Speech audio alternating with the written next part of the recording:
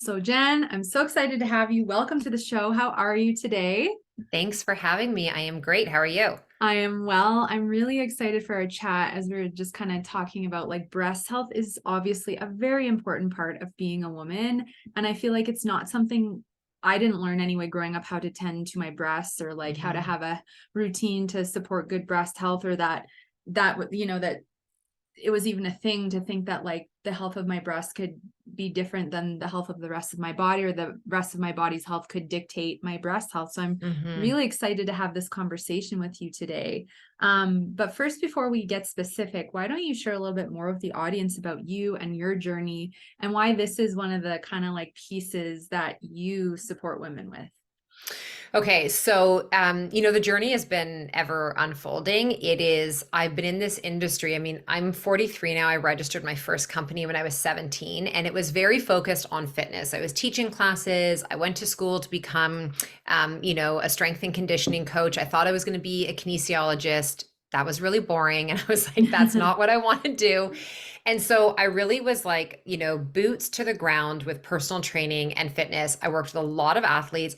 Started off in my career working mainly with men. I was working with drafted hockey players. So I was working in the OHL and with NHL players for a period of time, and I loved it. But I was part-time personal training where I grew up. And that was all with women, and a lot of them were moms. And so with the fitness, we were getting results, they were feeling better, but there was pieces that were kind of missing. And so I really amplified my own knowledge around nutrition, went back to school again in 2001 to study holistic nutrition, opened up a whole new paradigm of what our food actually represented for our body. And you mentioned at the beginning, we get taught, I feel like a lot of the education is taught in silos. Like, Mm-hmm. if you have headaches, we just want to teach you about headache triggers and solutions. And if you have, upset stomach, we're just going to teach you about that. And if you have breast issues, it's just about that. And what the holistic realm taught me is that everything is connected. And it's really about whole person, whole body, whole life. And as soon as I started to really take that in, I was like, wow. So this is why exercise alone is so important, but it's just one of the catalysts to our health. This is why nutrition. And so as I was working more with women, there were a lot of different hormonal things that were showing up where I was like, again, fitness helpful, but not hitting everything. Nutrition helpful, but still not tapping everything. And so I started to go even deeper and learn about functional testing and really looking at the body as a whole. And the endocrine system for me was just like being a kid in a candy shop. Like I was like, oh my gosh, this is everything. And I hadn't really realized up until when I was in, an environment where I was learning deeply about it, that this had actually been the thing I was interested in my whole life. I had been tracking my cycle since I was 17 years old. I had been so connected and aware to my body and different symptoms and phases. And I'd always been very curious, always very curious. So I made the decision to stop personal training athletes and men and focused 100% on women. When I became a mother at the age of 26, that opened up a whole new paradigm for me of just how important being connected to our bodies as women is. And really, the whole thing of breast health and that opened up a lot for me when I became a mom because I was nursing for the first time. I had mastitis. I had this whole new relationship with my breast and breast tissue, shape, size, all of it. And, really just like how you said, I don't think until that point I knew breast health was important, but at 26, 17 years ago, there wasn't a lot of people around me being diagnosed with or talking about fibrocystic breast tissue and Mm-hmm. cyst, asymmetrical issues, infections, various forms of cancer. Mm-hmm. And it just opened everything up for me. And so, as I went on to have more children and work with more women, and everything I was teaching about all of it. So, yes, your endocrine health, but your vaginal health, your breast health, like all the bits and pieces. So, and I would say in the last couple of years, there's just been more and more women coming into my world in the hormone project and the work that I do, where there have been more issues with their breast than previous before. Mm-hmm. And so, yeah. Yeah, and Do you think it's just over time been this accumulation of the lack of knowledge and education, and so it's building up and it's really showing for women? Or like, do you think there's any reason why all of a sudden there's more of an influx? I think there's a couple of things. I feel like women have been suffering historically with things like Mhm. breast tenderness and swelling and different things for a long time, but just dismissed it because they were being dismissed, or it was just cast as something that's just normal when you have breasts. Like, oh, you're sore before your period, totally normal. Just like Right. pop this thing, take that, just whatever it may be. But I think that as the years have gone on, and number one, women are more comfortable now using their voice, asking better questions, and the quality of care is slowly starting to improve as we're looking outside of one size fits all and Mhm. really the individual care. I also think that we just live in such a toxic environment that there is an accumulation. And our breast tissue is adipose tissue. It's fat. The cells in there, they do a really great job at absorbing and protecting our body and taking toxicity in. But if we don't have strong filtering, we don't have a strong lymph system, we're sluggish anywhere, we have any pre-existing conditions, or any genetic predisposition, it does put our breast health into a state of greater vulnerability. Mhm. And I also think as well too that women are starting to understand that when we talk about things like breast cancer, it is not just breast cancer. Breast cancer is an umbrella. There are many different types of breast cancer. There are many different origins. Some are estrogen positive, some are triple negative. So I think just the conversation around our breast health is finally starting to become one that is more socially acceptable to Mhm. have. And all it takes is one woman to open up and start to share, and then it creates this ripple effect. So Yeah. I do see it now, and I see it in younger generations as well too. And if we look even from like wireless bras now, so we're not the way we've been constricting and treating our breast Mhm. tissue. So I think there's a lot that's moving in the right direction. Yeah, agreed. I threw out all my wire bras like 4 years ago, right? It's Yeah. shocking the level of circulation that it cuts off. So let's talk about breast health. Like, what are some of the key imbalances that you see hormonally, lymphatically, even gut, etc., environment, that are contributing to the cysts, the fibrocystic breasts, Mhm. the bumps and lumps, and the tenderness?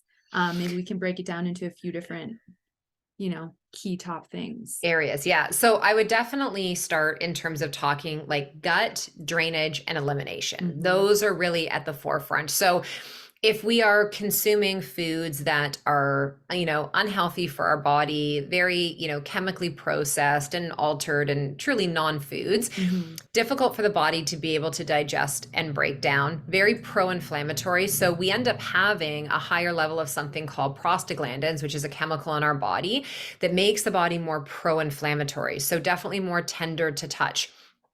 You'll feel that swelling, that discomfort. The other side of that as well too is that if we are consuming foods that are more highly processed, we ourselves are becoming more toxic. And when there's toxicity in the body, it makes our ability to filter, to detox, to drain, to remove those entities and those chemicals out of our body. So we end up with accumulation, which can lead towards cyst Mhm. and fibroids and asymmetrical breast tissue. Not just like, and I think this is important for women to understand, every woman will have asymmetrical breast shape and size. They're never going to look exactly the same. But what I mean is that you're noticing big changes and differences from one breast to the other.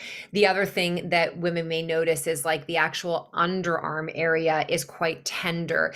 Even lymph nodes coming up underneath the clavicle, the collarbone, into the neck, underneath the jawline, occiput, base of the head. All of these lymph, the more toxic our bodies are and the less drainage and stimulation and fluid that's happening, there's a buildup. Mhm. So those are important things. Puffiness and inflammation in these areas of the body as well too. So we want to make sure that we are eating, whole food, which people are like, what is that? Mhm. So essentially food that fell from a tree, grew from the ground, swam in the ocean, or ran across land. Like those are whole food based. Now, the way in which those foods are grown are definitely going to impact us. So Yeah. we do want to be moving more towards non-genetically modified, rich soil, organic as much as possible so that we're reducing our exposure to herbicides, pesticides, glyphosates, all the different sprays, the different hybridized seeds, all of that, the lack of nutrients that exists in our soil. If we're putting, a lot of these chemically altered foods into our body, we are literally not designed to be able to manage that. If it's like a highly sprayed apple once in a blue moon, your body's like, I got this, no worries. If it's every single thing we're eating, there's the compound effect, or it's like the rain barrel effect, right? Like your buckets start to overfill. And that's when the body is going to start to show the signs and symptoms. Now, in our health, whether it's our breast health, it's our period health, it's our thyroid health, it's our gut, it's a slow brew. That doesn't just happen overnight. It doesn't drop out of the sky. So this is why, sometimes doing like the unfun work, it's so important because you are building the health that is to come, right? It's like you don't eat the healthy thing today and tomorrow you're like healed and brand new.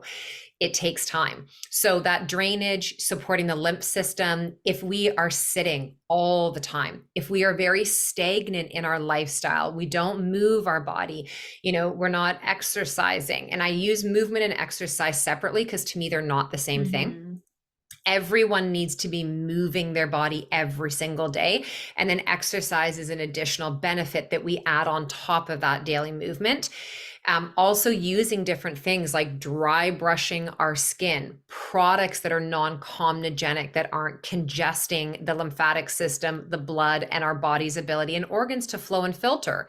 I mean, when we think about our detoxification pathways, we think about things like your skin's your largest organ. So it is a breathing, digesting, living organ. Like I say to people, if you think of like when you see images of the beautiful coral reefs and they're just like their whole ecosystem, that's our skin.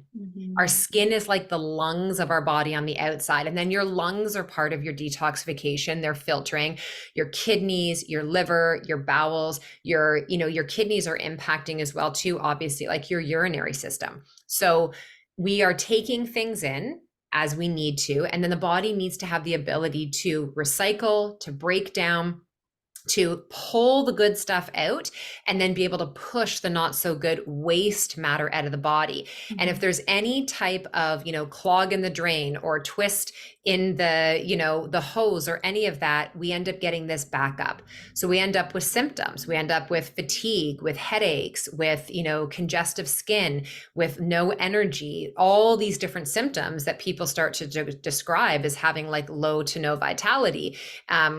And our breasts are no different. So I think that if you can start to really honor your gut, like, are you pooping? This is one of the first questions that I will ask people is, are you bloated, gassy, burping, indigestion, reflux? And do you poop? And tell me about your poop. People are like, oh, it's TMI. And I'm like, no, this is the most valuable information. Yeah. So I think if you're listening, it's like, not just do you poop, but can you actually pay attention to the quality? Is it formed? Does it take you a long time to have a bowel movement? Do you have to read a book for 20 minutes? Is it mucky? Is it pellet poops? Do you have to visit the bathroom multiple times to feel like you've had one full void? All of those things, not a healthy digestive system. And so it's like, you don't have to go and start with a test to tell you that. You simply need to pay attention. If you're not having a bowel movement, even sometimes when I talk to people and they say, well, I go once a day. And I'm like, tell me more. If they're telling me they're going like a knuckle size every day, I'm like, you are constipated. If they can't poop without coffee, you are constipated. So in an ideal scenario, we're going 2 to 3 times a day. I think a great visual for people, you can go and look up the Bristol chart. That'll show you there's kind of 7 stages of our fecal matter. And you really want to be kind of in that sweet spot in the middle of the chart. So I think that's a really important foundation for people to begin with, is that piece right there. Yeah. And then even stuff too, like with breast health, I ask women, like, tell me about your sweating habits. Do you sweat easily? Do you sweat excessively? Does it take you a long time to sweat? I was having a conversation with some girlfriends in our Signal chat this morning. My one friend was like, how long does it take you all to sweat when you're in your sauna? Because it takes me a solid 25 minutes before I start sweating. And I'm like, that's actually a sign of a sluggish lymph, maybe a Mhm. little bit of dampened kidney, chi, and energy as well too, and maybe some adrenal insufficiency. So we do have all of these cues that our body is giving us, but we have to know what to pay attention to. Yeah, and it's a lot, especially if people are just starting to discover this for themselves. But thank you for sharing all that. I agree. The poop is so important, so important, and the elimination systems have to be open. And I can relate because I used to have such a sluggish lymphatic system, and starting to explore my breast health and getting a thermograph actually helped me discover that my lymph was like Mhm. my number one most blocked system. And it was great because then I got into the dry brushing, breast massage, a toxin-free lymph cream, rebounding, hot and cold showers, like, and it changed everything. I didn't realize the brain fog and the low energy and the puffiness that I was experiencing and the breast tenderness, albeit there was a estrogen dominance there that cleared out too, but the lymph was a system that I'd never really explored Mhm. until my body brought me to it. So I'm glad that you brought up the elimination systems and specifically the lymph, because I feel like the lymph kind of gets put in the back seat and it's not really emphasized and talked about a lot, but it's such an important system. Yeah, and it is, and you're right, it doesn't get talked about a lot. Right now, you'll see people talking about it for their face. So people are using Yes, facial rollers and gua right. sha, and because they don't want to have wrinkles and they want to decrease puffiness. And I'm like, before you gua sha your face, you need to gua sha and open up your lymph nodes, Right. because if you are stimulating all of this up above, where is it going? You got to open the Mhm. drains. So I teach a lot about this, and I actually have a breast health masterclass, and there's a YouTube video with it, and I walk people through how to do all of these. Because if you're using a tool, like, I think a gua sha is more effective than a roller. Mhm. And the reason being is you can change the angle, you can apply different pressure, and the way that the lymph system works, like, it has to be pumped, it has to be stimulated. So Yeah. that's why hydration, movement, your breath, like even the simple act for people in the beginning of learning how to breathe properly can stimulate the lymph deeply enough. Mhm. But that gua sha, you can be getting into all the lymph nodes in the neck, you can take it around the collarbone. I get women to gua sha into their armpits, around their breast tissue, as where we do dry brushing as well, but Mhm. you don't want to dry brush like nipple and areola Right. area, because ow, Yeah. that's like, no one needs to do that. But using a gua sha, and also like castor oil and different Mhm. essential oils, and using your own hands. This is something, ladies, and I know everybody comes from a different background and lived experiences of how comfortable they feel with Yeah. touch to their body. And that is something that is so deeply personal. And obviously, I do not know everyone's story when I'm talking about these things. So I want to preface this by saying that if this is something that's not comfortable for you, I acknowledge that. But I do also want you to hear the benefits, which might help you be able to move through some of that. Because when we empower ourselves with touch to our own body, and we're using our own hands, and specifically the pads of our fingers, they're highly attuned and sensitive to the rest of our body, and our knowing of this feels normal and this does not. Mhm. So when you are able to touch your own breast tissue, and the earlier and younger you can start this, you will start to roadmap and know what a normal feeling in your breast, not Yeah. your friends, not your Yeah. mom's, what a normal feeling in your breast feels like. So then as you're doing these regular breast exams, you're going to be able to pick up earlier when something's off. One of my best friends from grade 3 was diagnosed in end of August with triple negative breast cancer, and she was diagnosed at stage 2, and she's the one who found the lump, and it's because she had been doing regular breast exams. She Mhm. found the lump in the beginning of July. It was very tiny, and she was like, I don't know if it's a lump, I don't know if it's just a pea size, but I don't remember feeling that last time I did the test. And she contacted her doctor, and the doctor was like, you have larger breasts, they're fibrocystic, don't worry about it. It got pushed and pushed. Well, by August, when she was checking again, she was like, it's actually bigger. And so she had to be her own advocate Yeah. and it did end up being malignant. It ended up being cancer. So, and the other thing too is, just because, maybe you're a small breasted woman and you think, well, it doesn't apply to me, that's also not true. Like, I do not have large breast at all. I did in my teens, and then my children took them. And so in my 40s, I don't, but I have one breast that actually, coming into my period, can actually be pretty loaded in the lower lobe with more fibrocystic type tissue. So what comes into this as well, you mentioned something, estrogen dominance, our liver health. Yeah. I think it is such a disservice when people say your liver's designed to do all the filtering. You don't have to do anything extra to support that. Okay, but what if the liver is congested and bogged down? Because yes, we were designed to filter, but we weren't designed to manage all of the man-made chemicals that we are inhaling and ingesting and putting on our skin, and that's off-gassing in our environment. So that poor little liver that has 500 jobs every single day, even if you just lie in bed and breathe and blink, is like, holy mother, you've just doubled and tripled my workload. Yeah. Like, just think about this, listeners. If somebody came into your office and was like, you now have to do 5 times the amount of work, you're not going to get any help from anyone else, you're not going to get paid anymore, suck it up. Okay, you could manage for a little while, and then you're going to lose it, and you're just going to stop. And that's what happens with the liver, is that it gets sluggish and now it can't filter. We as human beings, our liver is where our first pass, our first detoxification happens between the liver and the gut.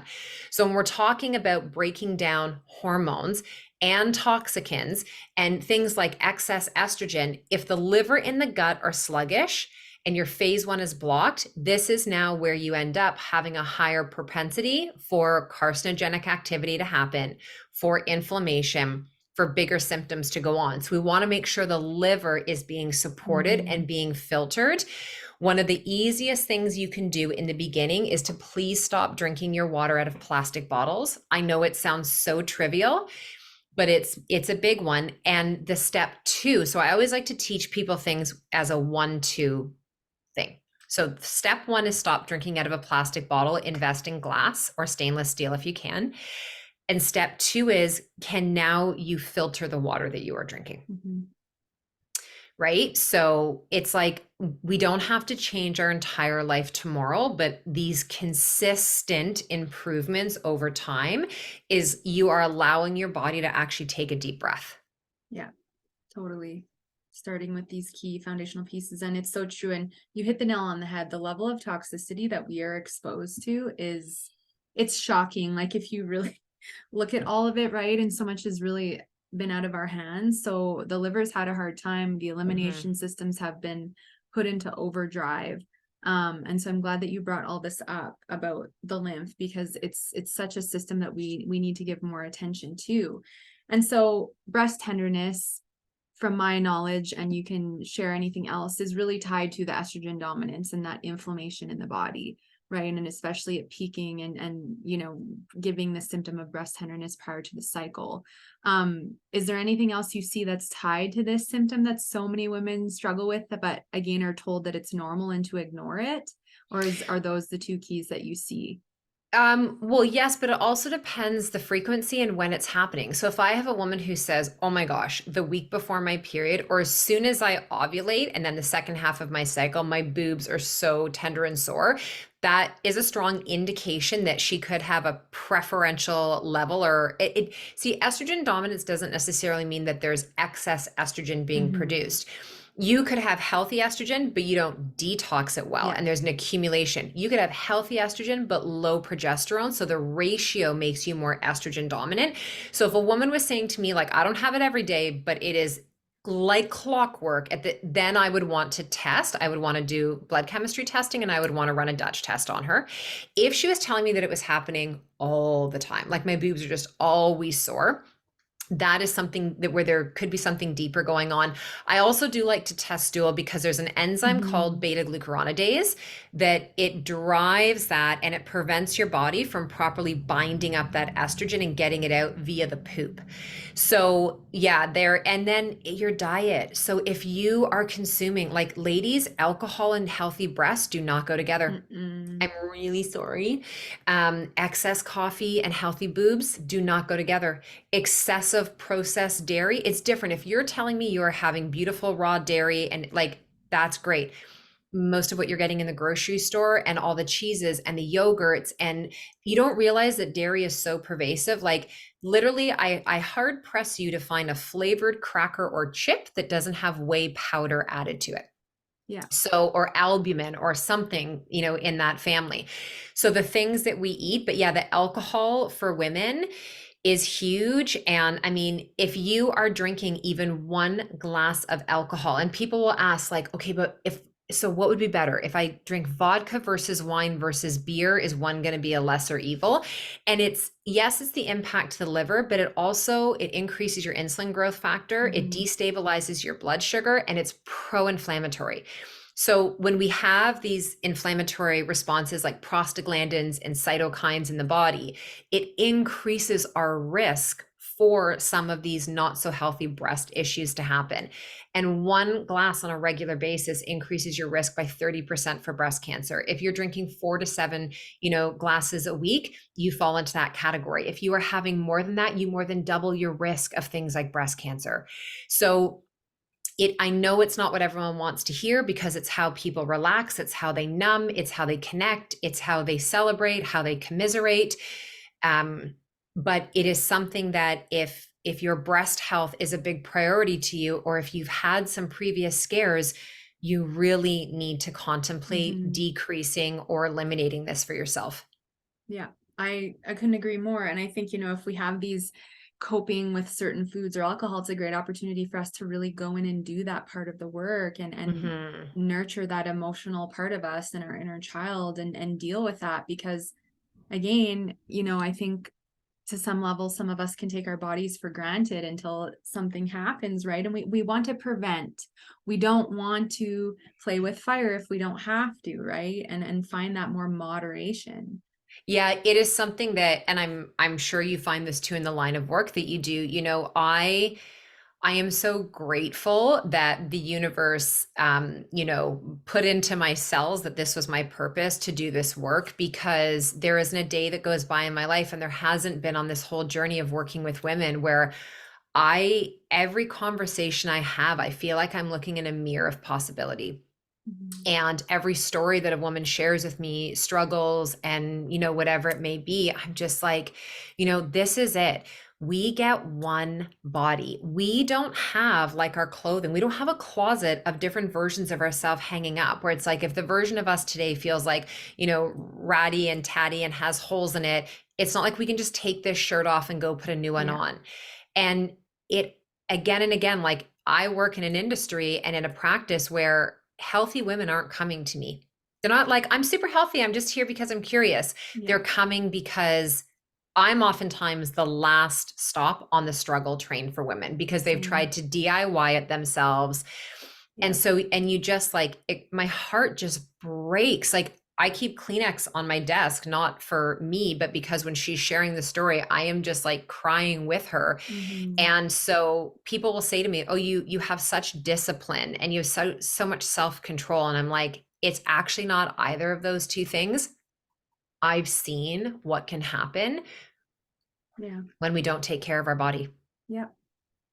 Totally. I agree with you. Yeah. And it's the same for me too. It's the last resort. And yeah, we have not been taught how to see our body as sacred. And we get this one experience in this body. So let's try to be a little bit more like attentive to our bodies, because they're these beautiful vessels that we, in a sense, I believe, designed before we came down here. So let's treat them with more love and respect. Let's be open to learning and educating ourselves, or getting support with education. Let's be open to doing the work that feels a bit icky or uncomfortable, right? Because when you make the changes, as I'm sure you see with your clients doing the change, they are so grateful. And the only thing they ever say to me anyways, I wish I would have done this sooner. Obviously Oh my divine God, timing, all but the right. time. Yeah. Yeah. They're like, where were you 10, 20 years ago Yeah. in my life?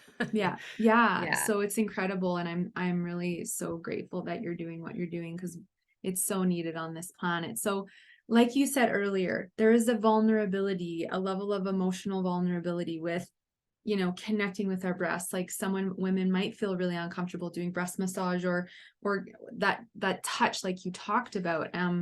But how can we start to get comfortable with this part of us if we're hesitant, or we think it's weird, or we were raised to think that, it's just something you don't do? Because there is such a beautiful practice in breast massage for lymphatic, but to also connect and open our heart space. So do you have any suggestions for how one could maybe start if they're a bit hesitant or maybe just don't know what to do? I know you mentioned the masterclass, so we'll have to link that up. Yeah, that definitely can be a resource. And I think allowing yourself to spend time in communities, whether it's online or in person, where this is just a very normal conversation, so that it doesn't feel shameful or weird or gross, or like we don't do that. I think that can be a more gentle place, because you can be kind of a fly on the wall and just watching and taking in and absorbing. You could do some work with somebody one-to-one that can actually really help you to move through some of that. And then some of the other things to support your breast health, if you're not comfortable yet actually touching your breast, is some of the lifestyle things we talked about. So can you move your body? Can you dry brush your skin, not the breast tissue? Can you, start to do some contrasting hot, cold showers? Can you bring Epsom salts into your life? Could you start to eat more cruciferous vegetables and low glycemic berries and liver loving foods that are going to be more bitter? Could you bring in some apple cider vinegar, some lemon into your water? Can you make sure you're hydrated? Like, these are just very simple things that you can start to bring into your environment that's going to support you. And then when and if you feel comfortable, your next step would then be to start to do some of the actual, checking and self-massage and those things. Yeah, I love that. Lots of easy little bits and pieces to get started with. Any other strategies or suggestions you have for supporting breast health and improving breast health? I do think it's helpful for women to understand the different phases that they go through in a month of a menstrual cycle, to understand maybe why sometimes feel easier than others in terms of their breast health. And then for women who are going through, late end stage of perimenopause into menopause and beyond, when we have this drop off of hormones, what potentially could be going on, so that it just gives you this framework. So for instance, when your period has stopped and you're in what's referred to as your follicular phase, that tends to be a very freeing period of time for symptoms. Generally, most women will say the time between when my period ends and when I ovulate is the best time of the month. And I don't have to really think about anything. And then coming into ovulation, for some women, they just move through ovulation like it's no biggie. And other women, they will say ovulation actually feels more uncomfortable than their actual period, their bleed week. And because in ovulation, our follicular stimulating hormone is ripening the follicles on the ovaries. We have an estrogen surge. So for those women who do have higher levels of estrogen or estrogen dominance, even sometimes too for women who have an elevated level of androgens, higher testosterone, or they move things down more an inflammatory pathway, that can amplify ovulation, sore boobs, water retention, bloating, cramps. Usually it's 48 hours and then it's gone. But that second half of the cycle, once you've ovulated, now you're in that luteal phase. There's a lot that's happening behind the scenes. And if progesterone doesn't, bring herself up in a healthy way, and you can stay more estrogen dominant, that second half, you may again be back in that mode of just like, everything is sore and tender. Don't touch me. Don't. So I think when you can first understand that can help you to kind of discern, like, is this hormonal? And then if yes, also ask yourself, do you have any digestive healing that needs to take place? Because I can promise you, if you work on supporting your gut and your poop and some liver stuff, those symptoms that you are getting every single month are going to dissipate. They're going to get less intense and less frequent. When you don't have a period anymore, Doesn't mean that you're, free of never having any symptoms of that. But we do want to, like, by your I mean, I say as young as possible, get to know your breast tissue, but definitely by your mid 30s, you want to be understanding the landscape of your body, because even though as you move into your 40s, your 50s and beyond, and now estradiol, your main estrogen, is going to be lower in production, you still have xenoestrogens from the environment and these estrogen compounds coming in, and they look pretty much identical in a cell. It's like they have the skeleton key. And so you can have all the, like, I have women who are postmenopausal all the time who are like, why do I feel like I still have a period coming? My body gives me all the cues, but I don't bleed. And that's where, again, we want to pull it back to the basics: gut, liver, get to know your breast. Love that. 100%. Oh my goodness. I feel like this is just such a depth of conversation that branches out into so many other things. And so you've given such great places for women to start or dive deeper into with their breast health exploration. Is there anything else that you want to share about anything you have going on or anything pertaining to breast health before we get ready to wrap up? Well, I want to say thank you for having me. I always love diving into these talks. I do think that if this is something where you're really like, oh my gosh, I do have podcast episodes about this on the Simplicity Sessions, and you can go and watch for free. It's a 2-hour breast health masterclass, and I walk you through a lot of these different things. I show you different things as well too. So you can access that on my YouTube channel. And if you go to jennpike.com, you'll see freebies. And if you go down under there, we have the breast health masterclass that's there. So I think that that is a great place to start for women. Love that. I'm so glad you have that. Thank you for sharing it. We'll make sure that it's linked in the show notes. So it's been an absolute pleasure to have you today and share your plethora of knowledge. Where can everyone find you, aside from your website and your podcast?